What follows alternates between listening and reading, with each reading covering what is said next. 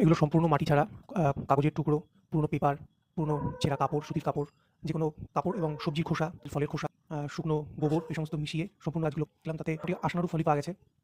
কোনোটার মধ্যেই মাটি নেই। যখন সবজির খোসা পাওয়া যায়, বেরোয় সেগুলোকে আমি শুকনো করে তার চারপাশ থেকে দিয়ে দিই এবং আস্তে, আস্তে মাটির স্তর হিসাবে বাড়তে থাকে এবং প্রয়োজনে কখনো, কখনো একটু নিমখোল দেওয়া হয় যাতে পোকার আক্রমণ থেকে গাছগুলোকে একটু বাঁচানো যায়। এই সিম্পল পদ্ধতিতেই গাছে এই অসাধারণ ফলন থেকে সত্যিই আমার খুব নিজের কাছেই খুব ভালো লাগে জিনিসটা। খুব সিম্পলভাবেই গাছগুলো করা হয়েছে। জাস্ট দেখার জন্য যে হয় কিনা দেখলাম যথেষ্ট পরিমাণেই হয়। এই বেগুন গাছগুলোতে যথেষ্ট পরিমাণে ফলন রয়েছে। আমি আগেও বহুবার এই গাছগুলো থেকে প্রচুর পরিমাণে ফলন পেয়েছি এবং যেকোনো প্রকার সবজির খোসা থেকে শুরু করে যা আমরা উচ্ছিষ্ট খাবার থেকে পাই, বাসি ভাত, শুকনো আ নষ্ট হয়ে যাওয়া রুটি যা কিছু আছে সবকিছুই আমি এর মধ্যে দিয়ে দেখেছি। কোনো সমস্যা বিশেষ কিছু হয়নি। তবে হ্যাঁ, বর্ষাকালটা এড়িয়ে চলা ভালো।